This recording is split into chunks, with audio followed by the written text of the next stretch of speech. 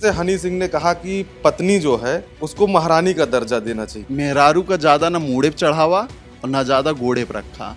देखिए, महिलाओं के लिए कोई भी चीज़ कहने से पहले ना इंसान को 10 बार सोचना चाहिए। ना वो अपनी पत्नी को टाइम दे पा रहे थे, ना रिस्पेक्ट, ना इज्जत। बहुत सारे ऐसे रीजन हैं जिसमें महिलाओं को कोशिश की गई वो घर के अंदर रहे। वर्तमान स्थिति को देखते हुए पुरुष जो है वो प्रताड़ित दिखाई दे रहा है। सवाल आपसे कि आप ऐसे विषय लेकर क्यों आए हैं, क्योंकि मुझे घर भी तो जाना है। नमस्कार, मैं हूं कृष्णा मिश्रा और आप देखना शुरू कर चुके हैं खबर चौक। खबर चौक में आज हम बात करेंगे हनी सिंह के बारे में। हनी सिंह कल लखनऊ पहुंचे, उनका स्टेज प्रोग्राम था जहां पर उन्होंने बताया कि जो पत्नियां होती हैं उनको महारानी का दर्जा देना चाहिए। हालांकि पत्नी का सम्मान करना बहुत ही जरूरी है समाज के लिए, लेकिन हनी सिंह ने खुद की बीवी को तलाक दे रखा है, पहली बात। और दूसरी बात, हर स्थिति में पत्नियां ऐसी नहीं होती और हर पत्नी को आप महारानी का दर्जा नहीं दे सकते। कुछ पत्नियां ऐसी भी थी कि बीते दिनों आपने जो एआई इंजीनियर थे उनकी पत्नी थी, उसके चलते उसने आत्महत्या कर लिया। अभी बीते दिनों आगरा में एक मामला हुआ जिसको लेकर एक पत्नी जो है लगातार अपने पति को प्रताड़ित कर रही थी, तो उस पति ने आत्महत्या कर लिया। तो ऐसे में हमारे जो साथी हैं उनसे हम बात करेंगे। आप ये बताइए भैया अमन जी कि जिस तरीके से हनी सिंह ने कहा कि पत्नी जो है उसको महारानी का दर्जा देना चाहिए, ठीक है, पत्नी को महारानी का दर्जा देना चाहिए, पत्नी का सम्मान करना चाहिए। पत्नी को हमारे सनातन में, हमारे हिंदू धर्म में लक्ष्मी का जो है एक तरीके से रूप माना जाता है। लेकिन कुछ पत्नियां ऐसी भी हैं जो, जिसको आप अपवाद कह लीजिए, वैसी स्थिति में इसको स्वीकार कर पाना जो पुरुष समाज है उसके लिए कितनी बड़ी चुनौती है।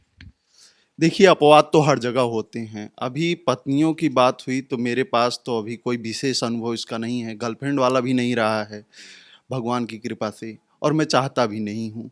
लेकिन ये जो चर्चाएं चल रही हैं, पुरुषों की जो समस्याएं आ रही हैं, अभी आपने हाल ही में देखा होगा कि एक और व्यक्ति ने सुसाइड कर लिया, जबकि ऐसे एक मामला पहले आ चुका है सामने। तो कहीं ना कहीं से वर्तमान स्थिति को देखते हुए पुरुष जो है वो प्रताड़ित दिखाई दे रहा है। महिलाओं के लिए तमाम आयोग बनाए गए हैं कि महिलाएं वहां जाकर अपना दर्द बता सकती हैं, उनकी सुनवाई भी होती है। और आप जनता के सामने भी जाएंगे जब, तो वहां पर आप देखेंगे कि महिलाओं की सुनवाई ज़्यादा होती है पुरुषों की अपेक्षा। तो हमको लगता है कि पुरुषों का दर्द जो होता है उसको भी सुनने के लिए कहीं एक ऐसी व्यवस्था बनाई जाए जहां पर पुरुषों का दर्द भी सुना जाए। तो मुझे लगता है कि जो घटनाएं सामने आ रही हैं इस पर कहीं ना कहीं से लगाम लग सकता है। रही बात पत्नी को महारानी बना के रखने की, तो जायज़ भी है कहीं कहीं, और कहीं कहीं इसका भी नुकसान भी देखने को मिल जाता है। अगर पत्नी को आप महारानी का दर्जा दे देंगे तो वो कुछ ज्यादा ही आपके सर चढ़ जाएगी। सर्च, हाँ, ये हमारे गांव में एक कहावत होती है कि मेहरारू का ज्यादा ना मूड़े पे चढ़ावा और ना ज्यादा घोड़े पे रखा। तो उनको, उनके लिए जो एक व्यवस्थाएं बनाई गई हैं, हमारे जो पूर्वज थे उन्होंने महिलाओं के लिए एक अच्छी व्यवस्थाएं बनाई गई हैं। मुझे लगता है उसी व्यवस्थाओं में अगर उन लोगों को रखा जाए तो एक बढ़िया समाज चल सकता है, हमारा परिवार एक बढ़िया समाज की तरह चल सकता है। ठीक है, अब ये कह रहे हैं कि जो पत्नियां होती हैं उनको ना सर पे चढ़ाना चाहिए और ना एकदम उनको नीचे रखना चाहिए। और जो पुरुष है, पुरुष भी कहीं ना कहीं प्रताड़ित होता है। लेकिन पुरुष प्रताड़ित होता है आनंद जी, ये ठीक है, लेकिन अगर परसेंटेज उसमें निकालें तो ना 100% गलती पत्नी की होती है, ना 100% गलती जो है पति की होती है।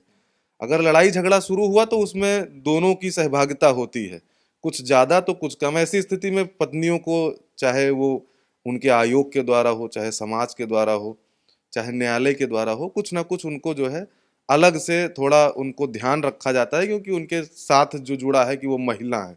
तो महिला होने का जो पत्नी नाजायज फायदा उठाती है, उसके बारे में आपका क्या कहना है? देखिए, अगर आप नियमों की बात करेंगे तो जितने भी नियम बने हैं, हर नियम का कोई न कोई एक पॉजिटिव पक्ष भी है, निगेटिव भी है। आप चाहे उसको दहेज प्रथा में देख लीजिए, चाहे किसी और नियम में देख लीजिए, उसका सही इस्तेमाल भी होता है, उसका गलत इस्तेमाल भी होता है। तो नियमों की बात तो अलग है। अब मेरा एक सवाल आपसे कि आप ऐसे विषय लेकर क्यों आए हैं, क्योंकि मुझे घर भी तो जाना है ना। तो आप ऐसे प्रश्न क्यों कर रहे हैं कि मैं घर ना जा पाऊँ? आप क्या चाह रहे हैं? मतलब क्या लग रहा है कि भाभी जी के द्वारा आपको कुछ समस्याएं उत्पन्न हो सकती हैं कि तुमने मेरे बारे में ऐसा कैसे बोल दिया? आखिर हम भी तो पत्नी ही हैं आपकी। हाँ, बिल्कुल सही कहा आपने। सवाल आपका वाजिब है, लेकिन ये सवाल इसलिए बहुत अच्छा है क्योंकि देखिए, जब आपकी अंडरस्टैंडिंग अच्छी होती है तब आप निश्चिंत होकर बोल सकते हैं, खुलकर बोल सकते हैं। और पति पत्नी के बीच में ये होना बहुत जरूरी है आज अब आपकी तो अंडरस्टैंडिंग अच्छी होंगी ही आनंद जी, आपने तो प्रेम विवाह भी किया है। हाँ बिल्कुल, प्रेम विवाह करने का एक फायदा ये भी होता है कि अंडरस्टैंडिंग अच्छी होती है। आदमी पहले से एक दूसरे को जानता रहता है, लगभग साल 2 साल 5 साल 8 साल समय बिताता है, उसके बाद विवाह करता है, तो वहां तो अंडरस्टैंडिंग अच्छी होनी ही चाहिए। बिल्कुल, जैसे कि आपकी अंडरस्टैंडिंग बिल्कुल बिल्कुल, मेरी बहुत बेहतर है। लेकिन एक चीज मैं और ये भी कहना चाहूंगा, जैसे अभी अमन ने भी कहा कि महिलाओं, बुजुर्गों ने महिलाओं के लिए कुछ नियम ऐसे बनाए और उन्हीं नियमों के तहत रहना चाहिए। तो मैं ऐसा नहीं समझता हूँ। आप इतिहास उठाकर देखेंगे तो आपको लगेगा, और जितने भी नियम कानून हैं आपको लगेगा कि पुरुषों ने बहुत सोच समझकर ऐसे नियम कानून बनाए जिसमें महिलाएं उनमें जकड़ी रहें किसी तरीके से, और उनसे निकलकर वो ना आ पाए, वो अपना जो एक सत्ता है ना कि पुरुष सत्ता, वो बराबर बनी रहे। आप चाहें आप देखिए कि जैसे शमशान घाट में हमेशा पुरुष ही जाते हैं, महिलाएं नहीं जाती हैं, क्योंकि उन्हें ये भी पता है, ये आध्यात्मिक स्वरूप है कि उन्हें ये पता है कि अगर महिलाएं वहां जाकर ये सब देख लेंगी जो सत्य है बिल्कुल, तो फिर हो सकता है कि उनका उतना ममत्व जो है, उतना मोह जो है, वो लोगों के प्रति ना रहे। और भी बहुत सारे ऐसे रीजन हैं जिसमें महिलाओं को कोशिश की गई वो घर के अंदर रहें, आप बाहर निकल कर ना आ पाए। लेकिन समय है, समय के साथ बहुत सारी परंपराएं जो है टूटती हैं, मान्यताएं टूटती हैं, और टूटना भी चाहिए, बदलाव भी होना चाहिए। अच्छा, एक हमारा सवाल आनंद जी आपसे है, आपने भी प्रेम विवाह किया, हमने भी प्रेम विवाह किया, इस पे सबसे ज्यादा सवाल लोग जो आजकल डाइवोर्स का जो चलन है, इसको हम चलन ही कहेंगे, थोड़ी सी बात हुई डाइवोर्स, थोड़ी सी बात हुई डाइवोर्स, सबसे पहले पत्नी ही डाइवोर्स मांगती है। और फिर जब हम समाज में जाते हैं तो समाज में ये हमको सुनने को मिलता है कि सबसे ज्यादा अगर डाइवोर्स किसी का हो रहा है तो वो प्रेम विवाह वालों का हो रहा है।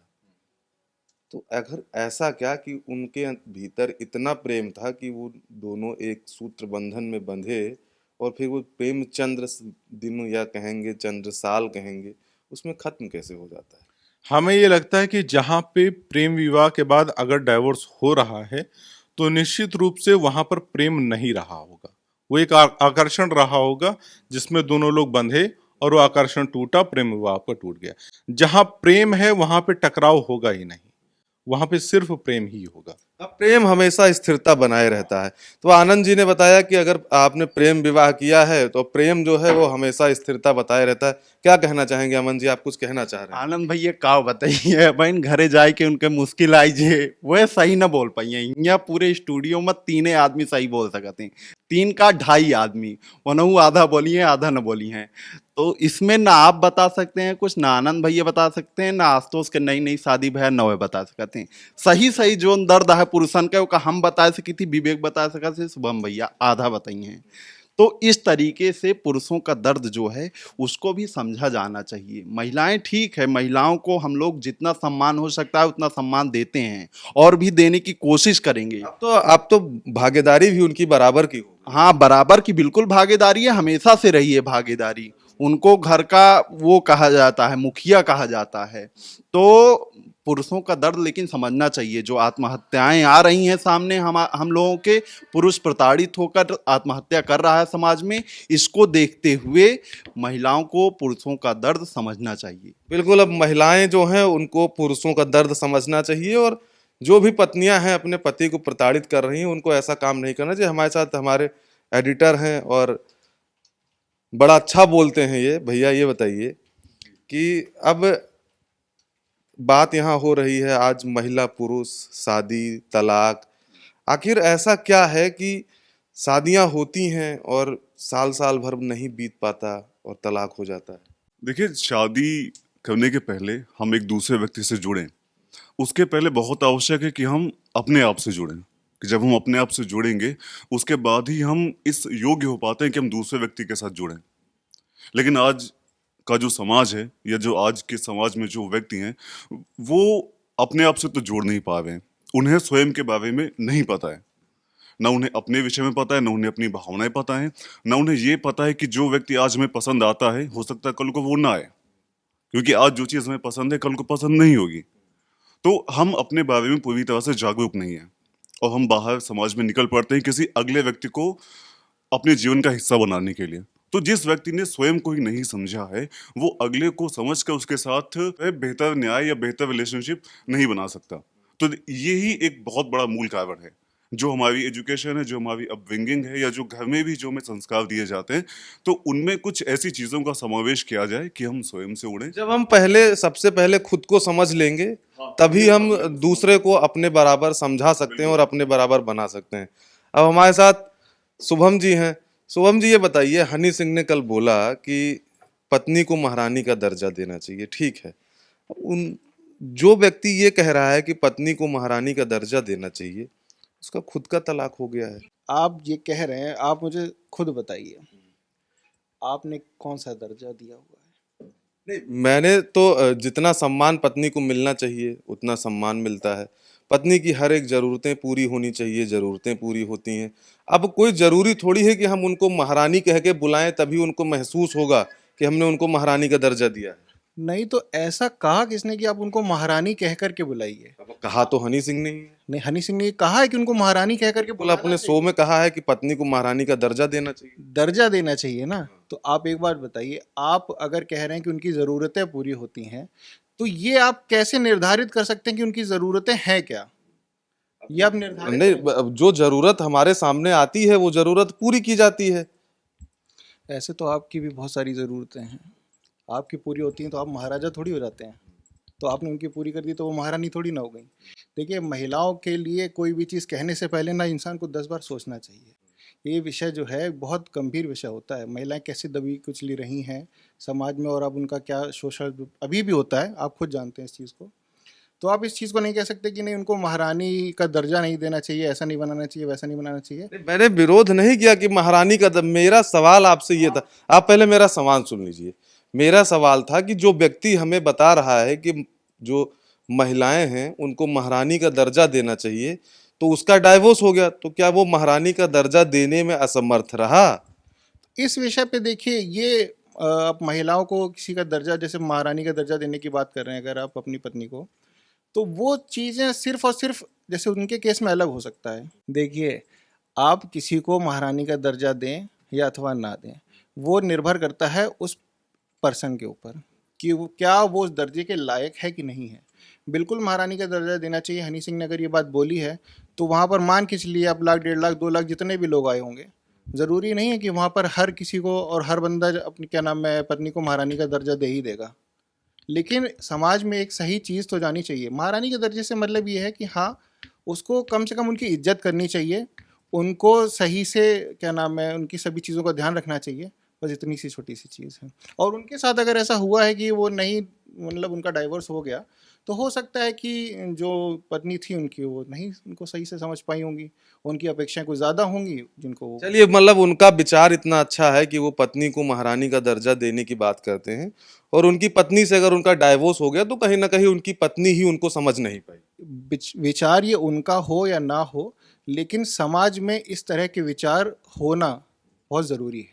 चलिए ठीक है, अब समाज में इस तरीके का विचार होना चाहिए और पत्नी को जो है सम्मान भी देना चाहिए। अभी आशुतोष जी हैं, इनकी नई नई शादी हुई है। सबसे पहले तो आपको बतकही चौक की पूरी टीम की तरफ से बहुत बहुत शुभकामनाएं, और आपका दाम्पत्य जीवन बहुत मधुर हो।